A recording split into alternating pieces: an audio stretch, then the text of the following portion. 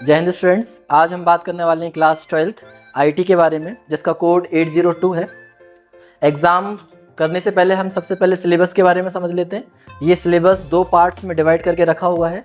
First है employability skills और दूसरा दिया गया है सब्जेक्ट स्पेसिफिक स्किल्स। हम ज़्यादा टाइम वेस्ट ना करते हुए मेन पार्ट पे चलेंगे। मेन पार्ट आपका पार्ट बी है, जिसमें सब्जेक्ट स्पेसिफिक स्किल्स में 4 यूनिट्स दी गई हैं। तो स्टूडेंट्स अब देखिए, यहाँ पर हमें चारों यूनिट नहीं पढ़ना है, हमें इनमें से बस 2 यूनिट पढ़ना है जो सबसे ज़्यादा स्कोरिंग होती हैं। फर्स्ट आपके सामने दिखाई दे रही है फंडामेंटल ऑफ जावा और दूसरी है आपके पास डेटाबेस कॉन्सेप्ट, जिसे हम RDBMS बोलते हैं। ठीक है, तो फंडामेंटल ऑफ जावा में आप देख पा रहे होंगे कि 20 मार्क्स का टोटल क्वेश्चन आने वाला है। ठीक है, और डेटाबेस कॉन्सेप्ट में 15 मार्क्स का आने वाला है, तो यहाँ पर आपके 35 मार्क्स यहीं पर हो गए हैं। ठीक है, फिर उसके बाद ऑपरेटिंग वेब बेस्ड एप्लीकेशन है जो 10 मार्क्स का आने वाला है। अब ये और ज़्यादा इजी टॉपिक है, क्योंकि इसमें आपको ई गवर्नेंस से लेके बिल पेमेंट्स या ऑनलाइन शॉपिंग जो आप जितनी करते हैं वो एप्लीकेशंस के बारे में आपसे पूछता है। फिर उसके बाद 5 मार्क्स का आपका आने वाला है वर्क इंटीग्रेटेड लर्निंग। ठीक है, और पार्ट ए में जो एम्प्लॉयबिलिटी स्किल्स है वो आप देख ही रहे हैं कि 10 मार्क्स का आने वाला है। ठीक है, अब हम चलते हैं एक सैम्पल क्वेश्चन पेपर की तरफ। ये आपके सामने एक सैम्पल क्वेश्चन पेपर है। जैसा कि आप लोगों को पता है, आपका मैक्सिमम मार्क्स 60 मार्क्स का आने वाला है और 40 मार्क्स आपका प्रैक्टिकल होता है, जो कि हो चुका होगा सभी स्कूल्स में। ठीक है स्टूडेंट्स, इस बात का ध्यान रखना है कि यहाँ पर प्रैक्टिकल और थ्योरी दोनों ही अलग अलग चीज़ें हैं। आपको थ्योरी में यहाँ पे पास होना ही पड़ेगा, प्रैक्टिकल मार्क्स इसमें आपका कुछ भी नहीं कर सकते हैं। क्लियर? तो 40 मार्क्स के साथ 60 मार्क्स, तो यहाँ पे आपका 60 मार्क्स का क्वेश्चन पेपर है, जिनमें से आपका 10 मार्क्स का एम्प्लॉयबिलिटी स्किल्स आने वाला है। तो यहाँ पे हम देखेंगे 1 मार्क के कितने क्वेश्चंस आने वाले हैं।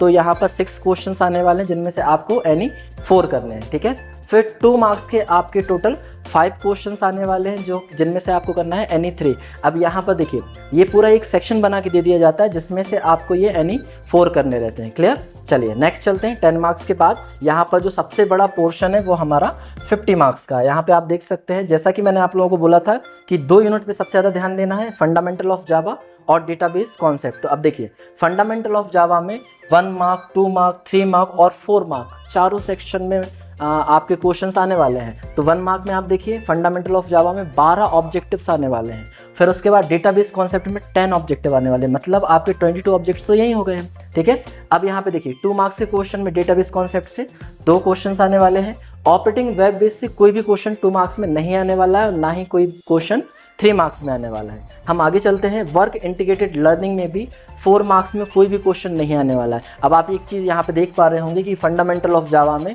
3 क्वेश्चंस आने वाले हैं जो 4 मार्क्स के रहेंगे। देखिए आप 4 क्वेश्चंस आने वाले, जिनमें से 3 सिर्फ किस में से आ रहे हैं, फंडामेंटल ऑफ जावा में से, और 1 क्वेश्चन कन्फर्म RDBMS से आने वाला है। ठीक है, तो 4 क्वेश्चंस रहेंगे, जिनमें से आपको एनी 3 करने हैं। तो यहाँ पर आपकी मार्किंग दी गई है। 2 मार्क्स के क्वेश्चंस कितने आने वाले हैं, तो यहाँ पर 38 ऑब्जेक्टिव्स आपको दिए जाएंगे, जिनमें से आपको सिर्फ 30 करने रहेंगे। ठीक है, मतलब सीधा सीधा आप देख सकते हैं कि 30 नंबर में आपको क्या करना है, सिर्फ ऑब्जेक्टिव बेस्ड क्वेश्चन आने वाले हैं। ठीक है, और 30 नंबर के आपके क्वेश्चंस आने वाले हैं, तो आपको बहुत ज़्यादा इजी पड़ जाएगा। अब आप देख सकते हैं कि 1 मार्क का कितने में से आने वाला है। क्लियर? तो देखिए, यहाँ पे आपको 26 करना रहेंगे और 4 आपके एम्प्लॉयबिलिटी स्किल्स में है, तो टोटल आपके 30 क्वेश्चंस 1 मार्क के हो गए। यहाँ पर 2 नंबर के क्वेश्चंस 3 करने हैं, 3 नंबर के क्वेश्चंस 2 करने हैं और 4 नंबर के क्वेश्चंस 3 करने हैं। तो ये टोटल आपका 50 मार्क्स का होने वाला है। ठीक है, थैंक यू।